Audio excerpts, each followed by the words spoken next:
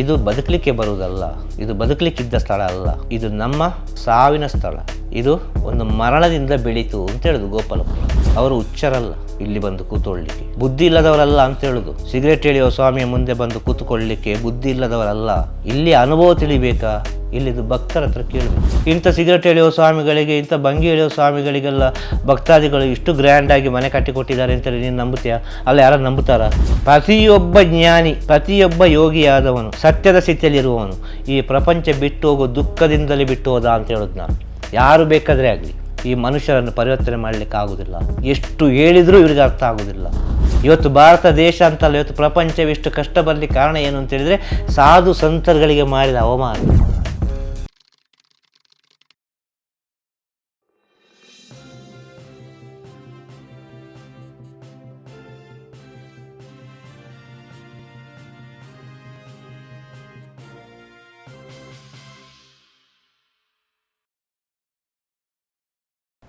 ಈ ಸನ್ಯಾಸಿಗಳು, ಸ್ವಾಮೀಜಿಗಳು, ಮಠಾಧೀಶರು, ಈ ಬೇರೆ ಬೇರೆ ಕವಲುಗಳೇನಿದೆ ಆಧ್ಯಾತ್ಮದ ಒಟ್ಟು ಸಾಧನೆಯ ಪಥದಲ್ಲಿ, ಈ ಕಾಮವನ್ನು ಗೆದ್ದು ಮೋಕ್ಷದ ದಾರಿಗೆ ಮುಖ ಮಾಡೋದಕ್ಕೆ ಈ ದೈಹಿಕ ಸಂಪರ್ಕ ಅನ್ನೋದು ಒಂದು ಸಾಧನ ಅಂತ ಹೇಳ್ತೀರಾ ನೀವು? ಖಂಡಿತವಾಗಿಯೂ. ಅರ್ಥ ಆಯ್ತಾ? ಆಸೆಯನ್ನು ಮುಗಿದ್ರೆ ಮುಂದೆ ಹೋಗಲಿಕ್ಕೆ ಸಾಧ್ಯ, ಕಾಮವನ್ನು ತಿಳಿದರೆ ನಿನಗೆ ಮುಂದಿನ ಹೆಜ್ಜೆ ಇಡಲಿಕ್ಕೆ ಸಾಧ್ಯ, ನಿನಗೆ ಅನುಭವ ಆದರೆ ಮುಂದೆ ಏನು ತಿಳಿಲಿಕ್ಕೆ ಸಾಧ್ಯ ಅಲ್ವಾ? ಅದನ್ನೇ ಅಲ್ವ ಹೇಳಿದು, ಧರ್ಮ ಅರ್ಥ ಕಾಮ ಮೋಕ್ಷ ಅಂಥೇಳಿ. ಕಾಮವನ್ನು ದಾಟಿದರೆ ನಿನಗೆ ಮೋಕ್ಷ. ಈ ಬ್ರಹ್ಮಚರ್ಯದ ವ್ಯಾಖ್ಯೆ ಏನು ಹಾಗಾದರೆ? ಬ್ರಹ್ಮಚರ್ಯ ಯಾಕೆ ಬೇಕು? ಪ್ರತಿಯೊಬ್ಬನು ಬ್ರಹ್ಮಚರ್ಯವನ್ನು ಪಾಲನೆ ಮಾಡಬೇಕು.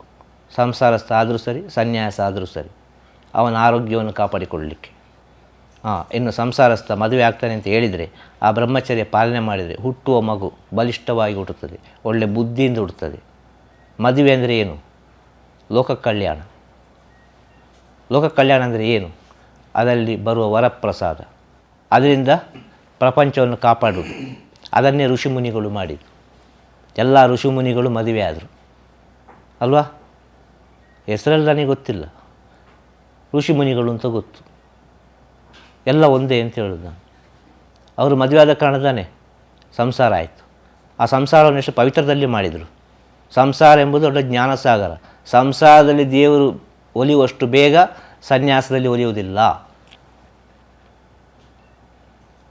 ಆ ಹೆಣ್ಣನ್ನು ದೇವತೆಯಾಗಿ ನೋಡು,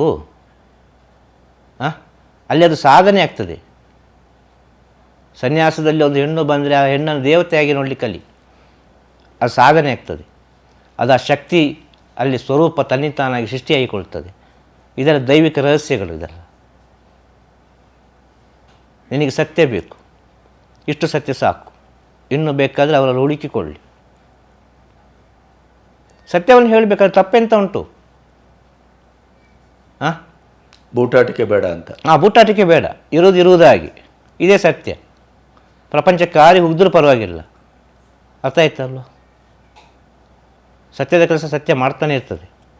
ಅದು ಯಾವುದಕ್ಕೂ ತಲೆಬಾಗುವ ವಿಷಯ ಅಲ್ಲ. ಅದು ಸಿಂಹ ಕೂತ್ಕೊಂಡದೇ ಸಿಂಹಾಸನ ಅಂತೇಳಿ ಹಾಗೆ ಸತ್ಯವಂತ ಎಲ್ಲಿ ಇರ್ತಾನೆ ಅಲ್ಲಿ ಎಲ್ಲವೂ ತನ್ನಿಂತಾನಾಗೆ ನಡೀತದೆ. ಈಗ ಪುನಃ ನಾವು ಅಲ್ಲಿ ಹೋಗಬೇಕು, ಆರ್ ಟಿ ನಗರಕ್ಕೆ. ಇದೇ ಸತ್ಯ, ಈಗಿರಬೇಕು. ಈಗ ಅನಿಸ್ತದೆ, ಏನು ಅನಿಸ್ತದೆ? ಒಂದು ಭಕ್ತನಾಗಿದ್ದೀರಿ. ಈಗ ಅನಿಸ್ತದೆ ನೀನೊಂದು ಭಕ್ತನಾಗಿದ್ದಿ. ಈಗ ಆದ ಕಾರಣ ಇಷ್ಟು ಸ್ಪಂದಿಸುವುದು. ನೀನು ಅತಿಥಿಯಾಗಿದ್ದರೆ, ಒಂದು ಯೂಟ್ಯೂಬರ್ ಆಗಿದ್ದರೆ ನಿನಗೆ ಕೂತ್ಕೊಳ್ಳಿಕ್ಕೆ ಸಾಧ್ಯವಾ? ಸಾಧ್ಯನೇ ಇಲ್ಲ. ಈಗ ಕೂತ್ಕೊಳ್ಳಿಕ್ಕೆ ಸಾಧ್ಯ ಇಲ್ಲ. ನೀನು ಟೈಮ್ ಆಯಿತು, ಲೇಟ್ ಆಯಿತು, ಊಟಕ್ಕೆ ಟೈಮ್ ಆಯಿತು. ಇದು ಹೇಗೆ ನೀನು ಮರ್ತಿ? ಹೇಗೆ ನಿನಗೆ ಮರ್ತೋಯ್ತು? ಯಾಕೆ ನೀನು ಎಷ್ಟು ಅಡ್ಜಸ್ಟ್ ಆಗ್ತಿ? ವ್ಯೂಸಿಗೆ ಬೇಕಾಗಿಯಾ? ಅಲ್ಲ, ಏನೋ ಒಂದು ವಿಷಯಕ್ಕೆ ಬೇಕಾಗಿಯಾ? ಅಲ್ಲ, ನಿನ್ನ ಆತ್ಮ ಮಾಡ್ತಿರೋದು ಇದು. ನೀನು ಮಾಡ್ತಾ ಇಲ್ಲ. ಇಲ್ಲಿ ನಿನ್ನ ಆತ್ಮ ಕೂತ್ಕೊಂಡು ಮಾತಾಡ್ತಾ ಉಂಟು. ಇಲ್ಲಿ ಅದು ಹೇಳ್ತಾ ಉಂಟು, ಅದರ ಸೇವೆ ಅದು ಮಾಡ್ತಾ ಉಂಟು ಅಂತ ಹೇಳೋದು. ಆತ್ಮಾನುಸಂಧಾನ. ಖಂಡಿತವಾಗಿ ಅದರ ಸೇವೆ ಮಾಡ್ತಾ ಉಂಟು. ಇಲ್ಲಿ ನಿನ್ನ ಮನಸ್ಸು ಕೆಲಸ ಮಾಡ್ತಾ ಇಲ್ಲ. ಇದು ಸತ್ಯ.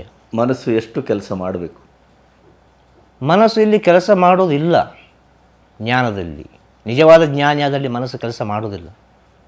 ಮನಸ್ಸು ಕೆಲಸ ಮಾಡಿದ ಕಾರಣ ಈ ಪ್ರಪಂಚ ನಡೆಯುವುದು. ಎಷ್ಟು ಕೆಲಸ ಮಾಡಬೇಕು ಅಂತೇಳಿದರೆ ಅದು ಮಾಡ್ತಾನೆ ಇರ್ತದೆ, ಹುಟ್ಟಿನಿಂದ ಸಾಯುವವರೆಗೆ ಮಾಡ್ತಾನೆ ಇರ್ತದೆ. ಆ ಹುಟ್ಟಿನಿಂದ ಸಾಯುವವರೆಗೆ ಮಾಡ್ತಾನೆ ಇರ್ತದೆ ಅಂತೇಳಿ ಮನಸ್ಸು ಕೆಲಸ ಮಾಡೋದಿಲ್ಲ ಅಂತ ಹೇಳುವಾಗ ಅವನು ಮೌನವಾಗ್ತಾನೆ, ಒಂದು ಕಡೆ ಕೂತುಕೊಳ್ತಾನೆ, ಸಾಕು ಅಂತ ಆಗ್ತದೆ ಅವನಿಗೆ, ಮರದ ಅಡಿಯಲ್ಲಿ ಏಸು ಅಂತ ಆಗ್ತದೆ ಅವನಿಗೆ, ಖುಷಿಯಾಗಿರ್ತಾನೆ ಅವ ಸಂಚಾರ ಮಾಡೋದಿಲ್ಲ. ಯಾಕೆ ಸಂಚಾರ ಮಾಡಬೇಕು ಅವ? ಆದ ಕಾರಣದಲ್ಲಿ ಜ್ಞಾನಿಗಳು ಯೋಗಿಗಳೆಲ್ಲ ಒಂದೊಂದು ಪರ್ಣಕುಟೀರ ಮಾಡಿಕೊಂಡು ಮರದ ಅಡಿಯಲ್ಲಿ ಕೂತುಕೊಂಡಿದ್ದದ್ದು. ಅವರೆಲ್ಲ ಹೋಗ್ತಾ ಇದ್ದಾರಾ? ಕೂತಲ್ಲೇ ಒಂದು ಜಗತ್ತನ್ನು ಸೃಷ್ಟಿ ಮಾಡ್ತಾ ಇದ್ದಾರೆ. ಖಂಡಿತವಾಗಿ ಕೂತಲ್ಲೇ ಒಂದು ಜಗತ್ತು, ಅವರದ್ದೇ ಒಂದು ಜಗತ್ತು, ಅವರದ್ದೇ ಆದ ಸ್ಥಿತಿ. ಬಹುಶಃ ಗಣಪತಿ ಈಶ್ವರ ಪಾರ್ವತಿಯನ್ನು ಖಂಡಿತವಾಗಿ ಪ್ರದಕ್ಷಿಣೆ ಹಾಕಿದಾಗ ಸತ್ಯವಾದ ವಿಚಾರ. ಅರ್ಥ ಆಯ್ತಲ್ವಾ? ಇಲ್ಲಿ ವಿಷಯ ಬಿಟ್ಟೋದ್ದು, ಈಗ ಪುನಃ ಅಲ್ಲಿ ಹೋಗ್ಬೇಕು, ಆರ್ ಟಿ ನಗರಕ್ಕೆ ಹೋಗ್ಬೇಕು. ಹಾಗೆ ಹೋಗಿ ಕೊನೆಗೆ ನಾವೇ ಉಪದ್ರಾದೇವು. ಎಲ್ಲ ಫುಲ್ ಗಾಳಿ ನಿಲ್ಲಬಾರ್ದು, ಭಕ್ತರು ಬರಬಾರ್ದು, ಪೂಜೆ ಮಾಡಬಾರ್ದು, ಯಜ್ಞ ಮಾಡಬಾರ್ದು, ಯಾವುದು ಮಾಡಬಾರ್ದು. ಪಾಪ ಓನರು ನಮ್ಮ ಭಕ್ತರು, ಮನೆ ಕೊಟ್ಟ ಓನರ್ ಇದ್ದಾರಲ್ವ, ಅವರು ಕೈವಾರ ನಾರಾಯಣಪ್ಪನ ಭಕ್ತರು. ಅವರು ಏನು ಹೇಳಿದರು, ಒಂದು ಸಲ ಬಂದರು ದರ್ಶನಕ್ಕೆ ಅಂತೇಳಿ. ಬಂದು ಹೇಳಿದರು, ಗುರುಗಳೇ ನೀವು ಹೇಗೆ ಬೇಕೋ ಹಾಗೆ ಉಪಯೋಗಿಸ್ಕೊಳ್ಳಿ, ನಿಮ್ಮ ಸ್ವಂತ ಮನೆಯಾಗಿ ನೋಡಿಕೊಳ್ಳಿ ಅಂತೇಳಿ. ಈ ಅಕ್ಕಪಕ್ಕ ಮನೆಯವರು ಬಂದು ಈ ಓನರಿಗೆ ಯಾವಾಗಲೂ ಕಂಪ್ಲೇಂಟ್ ಮಾಡೋದು. ಅರ್ಥ ಆಯ್ತಾ? ಮಾಡಿ ಕೊನೆಗೆ ಅದು ಎಲ್ಲಿವರೆಗೆ ಬಂತು ಅಂತೇಳಿದರೆ, ಯಜ್ಞ ಮಾಡುವಾಗ ಅದು ಹೊಗೆ ಬರ್ತದೆ ನಮ್ಮ ಮನೆಯೊಳಗೆಲ್ಲ. ಗಂಟೆ ಹೊಡೆದು ನಿಲ್ಲಿಸಿದೆವು, ಭಜನೆ ಹೇಳಿದು ನಿಲ್ಲಿಸಿದೆವು, ಟಿ ವಿ ಹಾಕೋದು ನಿಲ್ಲಿಸಿದೆವು, ಎಲ್ಲ ನಿಲ್ಲಿಸಿದೆವು. ನಮಗೆ ಎಷ್ಟು ಉಪದ್ರ ಆದರೂ ಪರವಾಗಿಲ್ಲ, ಸಹಿಸಿಕೊಳ್ಳಲಿಕ್ಕೆ ಆಗ್ತದೆ, ನಮ್ಮಿಂದ ಇನ್ನೊಬ್ಬನಿಗೆ ಉಪದ್ರ ಆಗೋದು ಬೇಡ ಅಂತೇಳಿ. ಅದು ಕೊನೆಗೆ ಏನಾಯಿತು ಅಂದರೆ, ಯಜ್ಞ ಮಾಡುವಾಗ ಆ ಹೊಗೆ ನಮ್ಮ ಮನೆಯೊಳಗೆ ಬರ್ತದೆ, ನಮಗೆ ಡಿಸ್ಟರ್ಬ್ ಆಗ್ತದೆ, ಆ ಯಜ್ಞ ಮಾಡಬಾರ್ದು ಅಂತೇಳಿ. ಯಾವ ರೀತಿ ಯಜ್ಞ ಮಾಡ್ತಿದ್ದೆವು? ಒಂದು ಚಟ್ಟಿಯಲ್ಲಿ ಯಜ್ಞ ಮಾಡ್ತಿದ್ದೆವು, ಸಣ್ಣದು ಚಟ್ಟಿಯಲ್ಲಿ. ಅರ್ಥ ಆಯ್ತಲ್ಲ? ಚಟ್ಟಿ ಅಂದರೆ ಗೊತ್ತಾಯ್ತು. ಈ ಅಗ್ನಿಹೋತ್ರಿಗಳೆಲ್ಲ ಮಾಡ್ತಾರೆ. ಒಂದು ಸಣ್ಣ ಒಂದು ಚಟ್ಟಿಯಲ್ಲಿ ಯಜ್ಞ ಮಾಡ್ತಾಯಿದ್ದೆವು.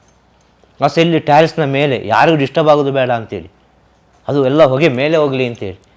ಆದರೂ ನಮ್ಮನ್ನು ಬದುಕಲಿಕ್ಕೆ ಬಿಡಲಿಲ್ಲಪ್ಪ. ನಮಗೆ ಯಜ್ಞ ಅಂದರೆ ಹೊಗೆ ಅಂತ ಭಾವಿಸುವುದಷ್ಟೇ ಗೊತ್ತು. ಅರ್ಥ ಆಯ್ತಲ್ವ? ನಮ್ಮನ್ನು ಬದುಕಲಿಕ್ಕೆ ಬಿಡಲಿಲ್ಲ. ಕೊನೆಗೆ ಏನೋ ಒಂದು ಸ್ಥಿತಿಯಲ್ಲಿ ಹೇಳಿಬಿಟ್ರು, ಎಲ್ಲಿ ಆದರೂ ಪರವಾಗಿಲ್ಲ, ಒಂದು 5 ಸೆನ್ಸು ಜಾಗ, ನಮಗೆ ಭಕ್ತರಿಲ್ಲ, ಕಾಸಿಲ್ಲ, ಎಂತ ಮಾಡೋದು, ಇಲ್ಲಿ ಈ ರೀತಿ ಡಿಸ್ಟರ್ಬ್ ಆಗ್ತಾ ಉಂಟು, ನಮ್ಮ ಕೆಲಸವೇ ಇದು. ಅರ್ಥ ಆಯ್ತಲ್ವ? ನಮ್ಮ ಸ್ಥಿತಿಯೇ ಇದು, ನಮ್ಮ ಸ್ಥಿತಿಯೇ ಈ ಮನುಷ್ಯರು ಬಂದು ಹಾಳಾಯ್ತಲ್ಲ. ಸ್ವಲ್ಪ ದೂರ ಹೋಗಿಬಿಡುವ, ಒಂದು 5 ಸೆನ್ಸು ಜಾಗ ಸಾಕು, ಜಾಸ್ತಿ ಬೇಡ. 5 ಸೆನ್ಸು, ಒಂದು ಸಣ್ಣ ಒಂದು ರೂಮ್ ಮಾಡಿ ಕೂತುಕೊಳ್ಳಲಿಕ್ಕೆ ಒಂದು ಸ್ಥಳ ಸಾಕು ನಮಗೆ, ನೆಮ್ಮದಿಯಲ್ಲಿರುವಪ್ಪ ಅಂತೇಳಿ ಒಂದು ಯೋಚನೆ ಬಂತು. ಯೋಚನೆ ಬರುವಾಗ ಒಬ್ಬರನ್ನೆಲ್ಲ ಭಕ್ತರನ್ನು ಕರೆದು ಹೇಳಿದೆ. ಈಗ ಇದೇ ಸಿಗರೇಟ್ ಡಬ್ಬಿ ಹಿಡ್ಕೊಂಡು ಹೇಳಿದ್ದು ನಾನು, ಇದೇ ಡಬ್ಬಿ ಹಿಡ್ಕೊಂಡು ಹೇಳಿದಂಥ ವಿಚಾರ. ಈಗ ಇದು ಮೈಸೂರು ಸೆಂಟರ್, ಅರ್ಥ ಆಯ್ತಲ್ಲ? ಮೈಸೂರು ಆಗಬೇಕು, ಇದರ ಸುತ್ತುವಟ ಎಲ್ಲಿ ಸಹ ಆಗ್ಬೋದು, ಯಾವ ಕಾಡು ಆಗ್ಬೋದು, ನೀರಿಲ್ಲದಾಗ್ಬೋದು, ಎಂಥ ಸಹ ಆಗ್ಬೋದು. ನಮ್ಮ ಹತ್ರ ಕಾಸಿಲ್ಲ, ಒಂದು ಬಂಜರು ಭೂಮಿ ಆದರೂ ಪರವಾಗಿಲ್ಲ, ಎಲ್ಲರಿದ್ದರೆ ನೋಡಿ ಅಂತೇಳಿ. ಹಾಗೆಲ್ಲ ಹುಡುಕಿದ್ರು ಒಬ್ಬರು ಗೋಪಾಲಪುರದವರೆಗೆ ತಂದು ಬಿಟ್ಟರು. ಈ ಸ್ಥಳಕ್ಕೆ ಕರ್ಕೊಂಡು ಬಂದದ್ದು ಯಾರು ಅಂತ ಹೇಳಿದರೆ, ಅಲ್ಲೊಬ್ಬ ಕೂತ್ಕೊಂಡಿದ್ದಾನೆ ಮಾಧವ ಅಂತೇಳಿ. ಅರ್ಥ ಆಯ್ತಾ? ಅವನು ಈ ಸ್ಥಳಕ್ಕೆ ಕರ್ಕೊಂಡು ಬಂದು ಬಿಟ್ಟ, ಈ ಸ್ಥಳ ತೋರಿಸಿದ. ಈ ಸ್ಥಳ ನೋಡೋಕೆ ಏನಾಯಿತು ಅಂತೇಳಿದರೆ, 5 ಸೆನ್ಸು ಜಾಗ ಕೇಳಿದ್ದು. ಅವ್ರು ಹೇಳಿದರು 5 ಸೆನ್ಸು ಕೊಡಲಿಕ್ಕೆ ಆಗೋದಿಲ್ಲ, ಕೊಟ್ಟರೆ 1 ಎಕರೆ ಕೊಡ್ತೇವೆ ಅಂತೇಳಿ. ಎಲ್ಲಿ ಹೋಗೋದು ಕಾಸಿಗೆ? ಯಾತ್ರ ಕೇಳೋದು? ಯಾರು ಕೊಡ್ತಾರೆ? ಆದರೂ ಒಂದು ದೃಢ ಮನಸ್ಸು, ಸರಿ ಆಗ್ತದೆ ನೋಡುವ, ಆಗಲಿ, ಭಗವಂತನ ಇಚ್ಛೆ ಇದ್ದರೆ ಆಗ್ತದೆ ಅಂತ ಹೇಳಿ ಮಾತಾಡಿ ಹೋದೆವು. ಹೋಗಿ ಒಂದು ಸಲ ಪುನಃ ಬಂದೆವು. ಬಂದ ಕೂಡಲೇ ಈ ಜಮೀನಿನ ಓನರ್, ಈಗಿಲ್ಲ, ಈಗ ತೀರಿ ಹೋಗಿದ್ದಾರೆ, ಅವ್ರಿಗೆ ಮಣ್ಣನ್ನು ತೆಗೆದು ನಮ್ಮ ಕೈಯಲ್ಲಿ ಕೊಟ್ಟು ಬಿಟ್ಟಿರೋದು, ನಿಮಗೆ ಸ್ವಾಮಿ ಅಂತೇಳಿ. ಅರ್ಥ ಆಗ್ತಾ ಹೇಳೋದು? ಗೊತ್ತಾಯಿತು. ಕೊಡೋದೆಲ್ಲ ಕೊಟ್ಟಿದ್ದೇವೆ, ಆದರೆ ಅದು ಬಂದದ್ದು ಸತ್ಯದ ರೀತಿಯಲ್ಲಿ ಬಂತು ಅಂತ ಹೇಳೋದು. ಆ ಮಣ್ಣು ತೆಗೆದು ಹೀಗೆ ಕೈಯಲ್ಲಿ ತೆಗೆದು ಹೀಗೆ ಕೊಟ್ಟದು. ತೀರ್ಥ ಸಮೇತ ದಾನ. ಆದರೂ ನಾವು ಅವರಿಗೇನು ಕೊರತೆ ಮಾಡಲಿಲ್ಲ. ಇಲ್ಲಿ ಏನು ಬೇಕು ಎಲ್ಲ ಯಾವುದ್ಯಾವ್ದು ರೀತಿಯಲ್ಲಿ ಮಾಡಿದೆವು. ಇಲ್ಲಿ ವಿಷಯ ಇರೋದು ಆಗ ಬಂದ ವಿಷಯ ಏನು ಗೊತ್ತುಂಟಾ? ಇದು ಬದುಕಲಿಕ್ಕೆ ಬರುವುದಲ್ಲ, ಇದು ಬದುಕಲಿಕ್ಕಿದ್ದ ಸ್ಥಳ ಅಲ್ಲ, ಇದು ನಮ್ಮ ಸಾವಿನ ಸ್ಥಳ, ಇದು ಒಂದು ಮರಣದಿಂದ ಬೆಳೀತು ಅಂತ ಹೇಳಿದ್ರು ಗೋಪಾಲಪುರ. ಹೇಗೆ ಅದು? ಒಂದು ಮನುಷ್ಯ ಹುಟ್ಟಿದವ ಎಲ್ಲ ಮಾಡ್ತಾನೆ. ಒಂದು ಮನುಷ್ಯ ಮಾಡಬೇಕಾದ ವಿಷಯ ಏನು ಗೊತ್ತುಂಟ? ನಿಜವಾಗಿ ನನ್ನ 6 ಅಡಿ 3 ಅಡಿ ಯಾವುದು ಅಂತ ತಿಳಿಯುವುದು. ನನ್ನ 6 ಅಡಿ 3 ಅಡಿಯನ್ನು ನಾನು ಫಿಕ್ಸ್ ಮಾಡಿಡಬೇಕು. ಹಾಗೆ 6 ಅಡಿ 3 ಅಡಿ ಫಿಕ್ಸ್ ಮಾಡಿದಂಥ ಸ್ಥಳ ಇದು. ಅರ್ಥ ಆಯ್ತಾ? ಸಾಯಲಿಕ್ಕೆ ಬಂದಂಥ ಸ್ಥಳ ಇದು. ಸಾಯಲಿಕ್ಕೆ ಬಂದ ಸ್ಥಳದಲ್ಲಿ ಯಾವುದೋ ಒಂದು ರೀತಿಯಲ್ಲಿ ಅದು ಬದುಕಿಸ್ತಾ ಉಂಟು, ಜೀವನ್ಮುಖಿಯಾಗಿ. ಯಾವುದೋ ಒಂದು ರೀತಿಯಲ್ಲಿ ಚಿಗುರ್ತಾ ಉಂಟು ಅದು ತನ್ನಿಂತಾನಾಗಿ. ಆ ಚಿಗುರುದು ಒಳ್ಳೆ ರೀತಿಯಲ್ಲಿ ಚಿಗುರ್ತದ ಉಂಟು. ಇವತ್ತು ನೀನು ಬರಲಿಕ್ಕೆ ಕಾರಣ ನಮ್ಮ ಒಂದು ಭಕ್ತೆಯ ಒಂದು ಆಸೆ. ಗುರುಗಳನ್ನು ಯಾವುದಾವುದೋ ರೀತಿಯಲ್ಲಿ ಎಲ್ಲರಿಗೂ ಪರಿಚಯ ಮಾಡಿಕೊಡಬೇಕು ಅಂತೇಳಿ. ಇಲ್ಲಿ ಪರಿಚಯ ಮಾಡುವಾಗಿಲ್ಲ. ಇಲ್ಲಿ ಬಂದರೆ ಸಮಯ ಸಂದರ್ಭ ಗೊತ್ತು ಯಾವುದೂ ಇಲ್ಲ. ಇಲ್ಲಿ ಯಾವ ಸಮಯದಲ್ಲಿ ಏನಾಗ್ತದೆ ಅಂತ ಗೊತ್ತಿಲ್ಲ, ಎಷ್ಟೊತ್ತಿಗೆ ಪೂಜೆ ಆಗ್ತದೆ ಅಂತೇಳಿ ಗೊತ್ತಿಲ್ಲ, ಅವರ ಕಣ್ಣಿಗೆ ಏನು ಕಂಡಿದ್ದು ನನಗೂ ಗೊತ್ತಿಲ್ಲ. ಅರ್ಥ ಆಯ್ತಾ? ಅವರು ನಿನ್ನ ಹತ್ರ ಹೇಳಿ ಅಲ್ವಾ, ನೀನು ಒಂದು ಸಲ ಬಂದು ನೋಡಿ, ಇವತ್ತಿಗೆ ಈ ಸ್ಥಿತಿ ಆಯಿತು. ಆಗ ಭಕ್ತರೊಂದು ಆಸೆ, ಆ ಭಕ್ತರೊಂದು ಕೋರಿಕೆ, ಆ ಭಕ್ತರ ಕೋರಿಕೆಯನ್ನು ಪರಿಪೂರ್ಣವಾಗಿ ಸ್ವೀಕರಿಸಿದರು. ಆ ಮನಸ್ಸನ್ನು ತೊಳೆದು ಬಿಟ್ಟರು. ಇನ್ನು ಬೇಡ ಆಸೆ ಅಂತೇಳಿ. ಅರ್ಥ ಆಗ್ತಾ ಹೇಳೋದು? ಅದರಲ್ಲಿ ಒಂದು ಸತ್ಯ ಉಂಟು ನಿನ್ನ ಹತ್ರ. ಒಂದು ಗುರುಭಕ್ತನಾಗಿದ್ದಿ ನೀನು. ಇಲ್ಲಿದ್ದು ಭಕ್ತ ಅಂತ ಹೇಳ್ತಾ ಇಲ್ಲ, ನಿನ್ನ ಅಂತರಾತ್ಮ ಒಂದು ಗುರುವಿನ ಭಕ್ತ. ಅದು ಒಂದು ಜನ್ಮದಲ್ಲಿ ಅದು ಆಟೋಮೆಟಿಕ್ ನಿಮಗೆ ಹೋಗೋ ಸಮಯ ಬರ್ತಾ ಉಂಟು ಅಂತ ಹೇಳೋದು.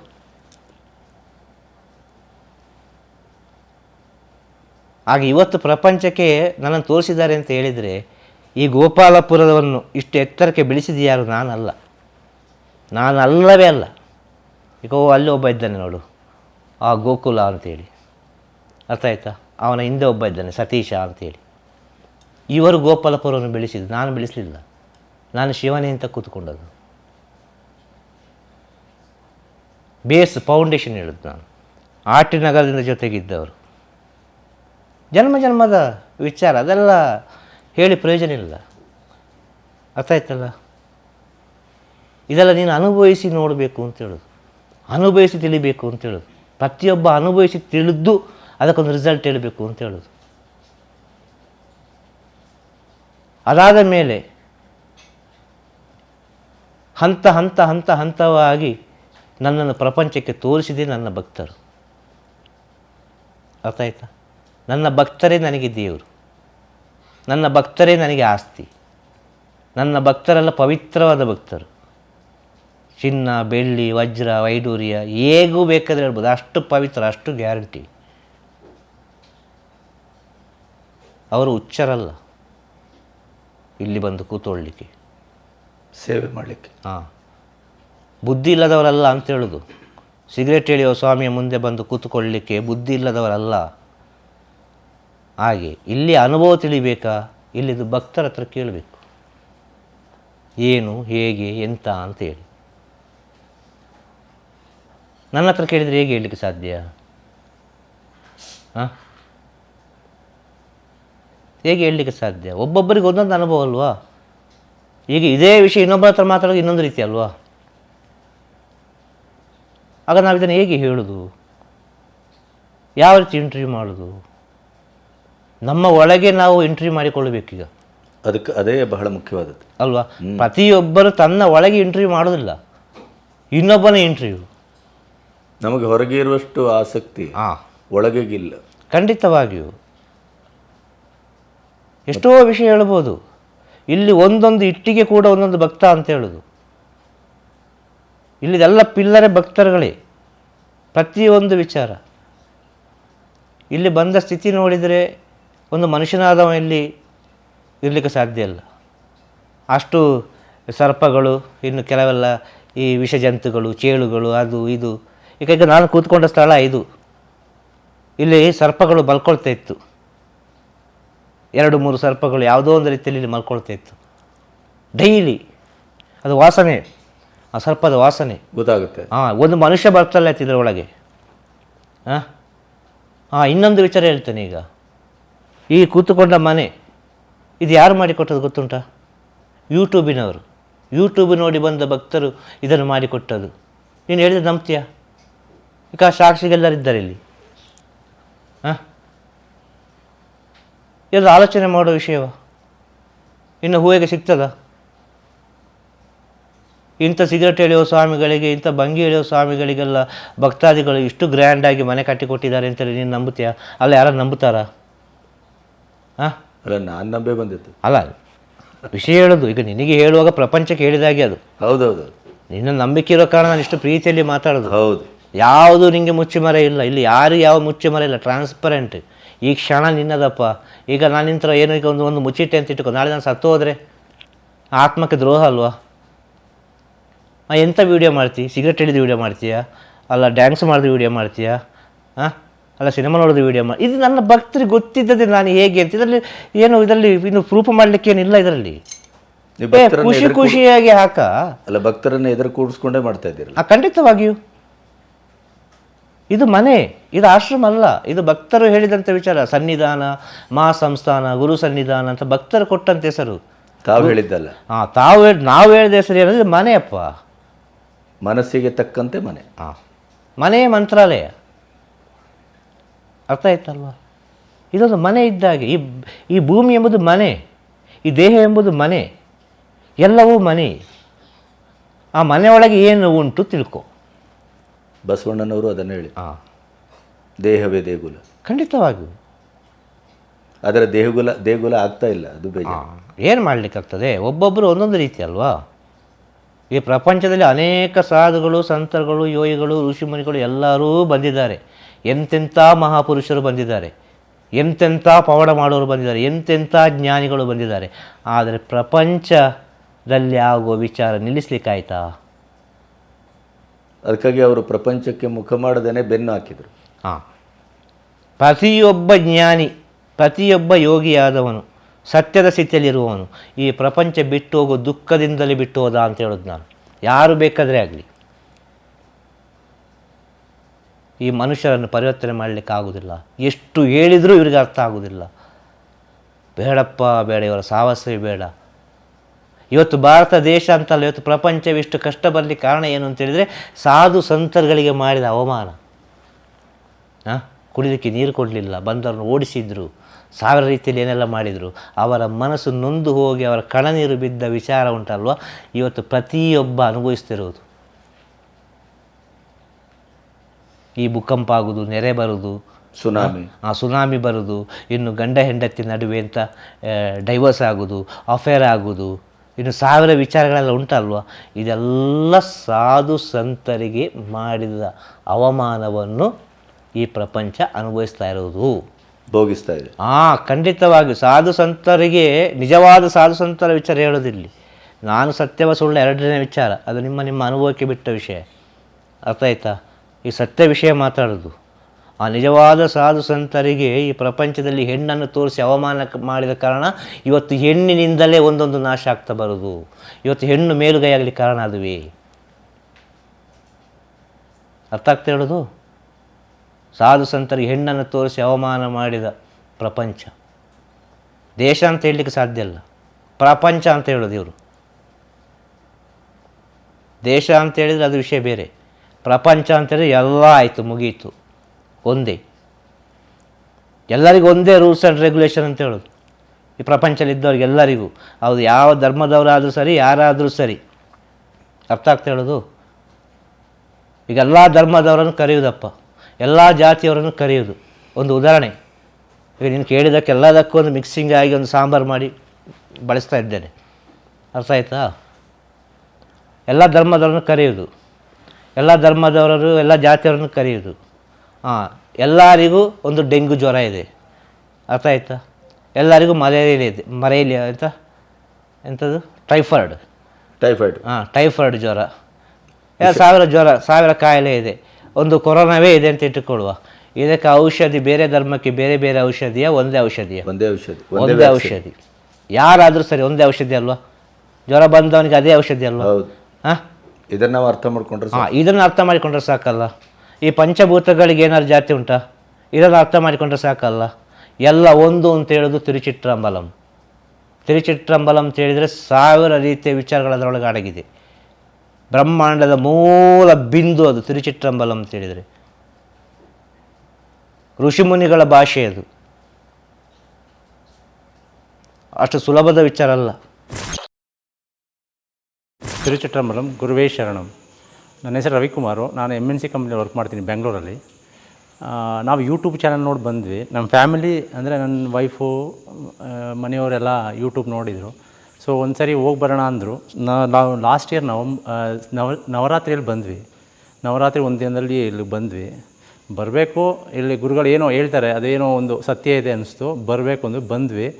ಬಂದಾಗ ಅಲ್ಲಿ ನಡೆದಂಥ ಘಟನೆಗಳು, ಅಂದರೆ ಇಲ್ಲಿ ಕೆಲವು ಸತ್ಯಗಳು, ಅಂದರೆ ನಮಗೆ ಇಲ್ಲಿ ಬಂದಾಗ ಏನು ಅನುಭವ ಆಯಿತು ಅಂದರೆ, ಎಷ್ಟೋ ವರ್ಷದ ಸಂಬಂಧ ಅವ್ರ ಜೊತೆಲಿ. ಇದು ಈಗ ಬಂದಿರೋ ರೀತಿ ಅನಿಸಿಲ್ಲ, ಹೊಸ್ದಾಗಿ ಬಂದಿದ್ವಿ ಅನಿಸಿಲ್ಲ. ಅವ್ರ ಮುಖ ಪರಿಚಯ ಹೊಸ್ದಾಗಿ ನಮಗೆ, ಆದರೆ ಇನ್ನರ್ ನಮಗೆ ಯಾವುದೋ ಸಂಬಂಧ, ತಂದೆ ಸಂಬಂಧ. ಓಕೆ, ನನ್ನ ತಂದೆ ಇಲ್ಲ, ಓಕೆ ನನ್ನ ತಂದೆ ನೋಡ್ತಾ ಇದ್ದೀನಿ ಅನಿಸ್ತು. ಅವ್ರು ಸಡನ್ನಾಗಿ ಹೇಳಿದ್ರು, ಗುರುದೇವ ನೀನು ನನ್ನ ಮಗನು ಅಂದರು. ಆಗ ನಮ್ಗೆ ಇನ್ನೂ ಅಟ್ಯಾಚ್ ಆಯಿತು. ಸೊ ಇಲ್ಲೆಲ್ಲರಿಗೂ ತುಂಬ ಅನುಭವ ಆಗುತ್ತೆ. ನಾವು ಈಗ ಒಂದು ಚಿಕ್ಕ ನಾನು TV ನೋಡಬೇಕಾದ್ರೂ ಒಂದು ಚಾನಲ್ ನೋಡೋ 10 ನಿಮಿಷ ನೋಡ್ತೀನಿ, ಮತ್ತೆ ಚೇಂಜ್ ಮಾಡ್ತೀನಿ, ಬೇರೆ ನೋಡ್ತೀನಿ.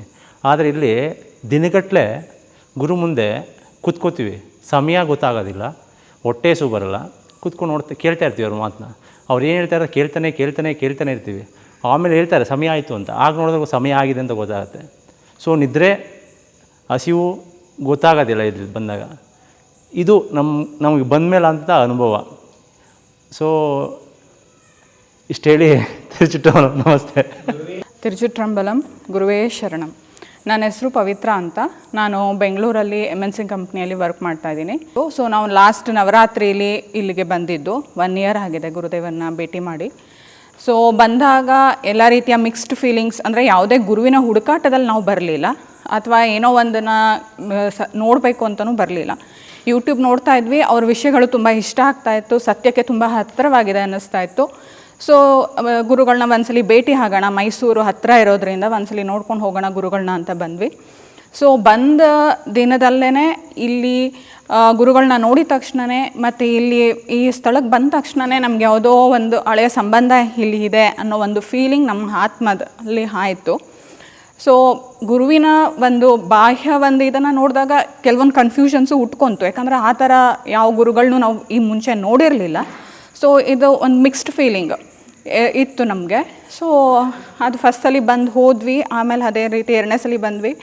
ಸೊ ಇಲ್ಲಿ ಬಂದಾಗ ಏನಾಗುತ್ತೆ ಅಂದರೆ, ನಮ್ಮ ಮನಸ್ಸಲ್ಲಿ ಏನೇ ಒಂದು ಗೊಂದಲಗಳು ಏನು ಬಂದಿರುತ್ತೋ ಅದನ್ನು ನಾವೇನು ಗುರು ಹತ್ರ ಬಾಯ್ಬಿಟ್ಟು ಅದನ್ನು ನಾವು ಹೇಳದೆ ಹೋದ್ರೂ ನಮ್ಮ ನೆಕ್ಸ್ಟ್ ಭೇಟಿಯಲ್ಲೇ ನಮ್ಮ ಎಲ್ಲ ಗೊಂದಲಗಳನ್ನ ಗುರುಗಳವ್ರು ಮಾತಾಡೋ ಮೂಲಕ ತೆಗೆದು ಹಾಕಿದ್ರು, ನಮ್ಮ ಮನಸ್ಸಿನಲ್ಲಿ ಇದ್ದಂಥ ಎಲ್ಲ ಗೊಂದಲಗಳನ್ನ.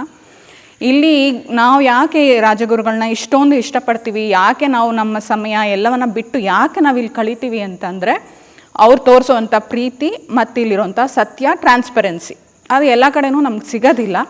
ಅದು ನಮಗೆ ಇಲ್ಲಿ ಸಿಗ್ತಾ ಇದೆ. ಇಲ್ಲಿ ಯಾವುದೇ ರೀತಿಯ ಮುಚ್ಚುಮರೆ ಇಲ್ಲ, ಮತ್ತು ನಾವು ಹೊಸಬ್ರು ಹಳಬ್ರು ಅನ್ನೋ ಯಾವುದೇ ರೀತಿಯ ತಾರತಮ್ಯ ಇಲ್ಲ. ಸೊ ಎಲ್ಲರನ್ನ ಪ್ರೀತಿಯಿಂದ ನೋಡ್ತಾರೆ. ಆ ಪ್ರೀತಿಗೆ ಯಾರೂ ಬೆಲೆ ಕಟ್ಟೋಕ್ಕೂ ಸಾಧ್ಯ ಇಲ್ಲ, ಅದನ್ನು ಬೇರೆ ಯಾರಿಂದನೂ ನಾವು ಎಕ್ಸ್ಪೆಕ್ಟ್ ಮಾಡೋಕ್ಕೂ ಸಾಧ್ಯ ಇಲ್ಲ. ಆ ಒಂದು ಪ್ರೀತಿ ನಮಗೆ ಗುರುಗಳಿಂದ ಸಿಗುತ್ತೆ. ಅದರಿಂದ ನಾವು ನಮ್ಮ ರಜದ ಎಲ್ಲ ಟೈಮ್ಗಳನ್ನ ಯಾವುದೋ ಊಟಿಗೋ ಇನ್ನೆಲ್ಲೋ ಹೋಗಿ ಟೈಮ್ ಕಳೆಯೋ ಬದಲು, ಇವನ್ ನಾವು ನಮ್ಮ ದಸರಾ ಹಾಲಿಡೇಸ್ನೂ ಬಂದು ಇಲ್ಲೇ ಕಳೆದಿದ್ದೀವಿ, ನನ್ನ ಮಗಳಿಗೆ ದಸರಾ ಹಾಲಿಡೇಸ್ ಇದ್ದಾಗ. ಸೊ ಆ ರೀತಿಯ ಒಂದು ಇದು ನಮಗೆ ಸಿಗುತ್ತೆ ಇಲ್ಲಿ. ಮತ್ತು ಇಲ್ಲಿಂದ ನಾವು ಏನನ್ನು ಕಲ್ತಿದ್ದೀವಿ ಅಂತಂದರೆ, ಇಲ್ಲಿ ಯಾವುದೇ ಸಮಸ್ಯೆಗಳಿಗೆ ಪರಿಹಾರ ಸಿಗೋದಿಲ್ಲ. ಆ ಒಂದು ಇಂಟೆನ್ಷನ್ನ ಇಟ್ಕೊಂಡು ಯಾರೂ ಕೂಡ ಇಲ್ಲಿಗೆ ಬರಬಾರ್ದು. ಇಲ್ಲಿ ಏನಂದರೆ, ನಾವು ಸಮಸ್ಯೆಗಳನ್ನ ಹೇಗೆ ಎದುರಿಸ್ಬೇಕು, ಸಮಸ್ಯೆಗಳು part of and parcel of our life, ಅದನ್ನು ನಾವು ಫೇಸ್ ಮಾಡಲೇಬೇಕು. ಅದರಿಂದ ನಾವು ಓಡೋಗೋಕ್ಕಾಗಲ್ಲ. ಅದನ್ನು ಹೇಗೆ ಫೇಸ್ ಮಾಡಬೇಕು, ಏನೇ ಪ್ರಾಬ್ಲಮ್ಸ್ ಇದ್ರೂ ಕೂಡ ಈ ಕ್ಷಣ ಮಾತ್ರ ನಮ್ಮದು ಅಂತ ಅದನ್ನು ಹೇಗೆ ಪಾಸಿಟಿವ್ ಆಗಿ ಸ್ವೀಕರಿಸಬೇಕು, ಹೇಗೆ ನಮ್ಮ ಲೈಫನ್ನು ಪಾಸಿಟಿವ್ ವೇಯಲ್ಲಿ ತೊಗೊಂಡು ಹೋಗಬೇಕು ಅನ್ನೋದನ್ನ ನಾವು ಈ ಗುರುಗಳಿಂದ ಕಲಿತೀವಿ. ಮತ್ತು ನಮ್ಮಲ್ಲಿರೋಂಥ ನ್ಯೂನತೆಗಳನ್ನು ನಮಗೆ ಗೊತ್ತಿಲ್ಲದಾಗೆ ನಮ್ಮಿಂದ ಅದನ್ನು ತೆಗೆದಾಕೋಂಥ ಕೆಲಸ ನಮ್ಮ ಗುರುಗಳು ಮಾಡ್ತಾರೆ. ಸೊ ಈ ಎಲ್ಲ ಬದಲಾವಣೆಗಳನ್ನು ನಾವು ನಮ್ಮ ಈ ಒಂದು ಗುರು ಮನೆಯಲ್ಲಿ ಕಂಡಿದ್ದೀವಿ. ಇಷ್ಟು ನಾನು ಹೇಳೋಕ್ಕೆ ಇಷ್ಟಪಡ್ತೀನಿ. ಧನ್ಯವಾದಗಳು. ಗುರುವೇ ಶರಣ.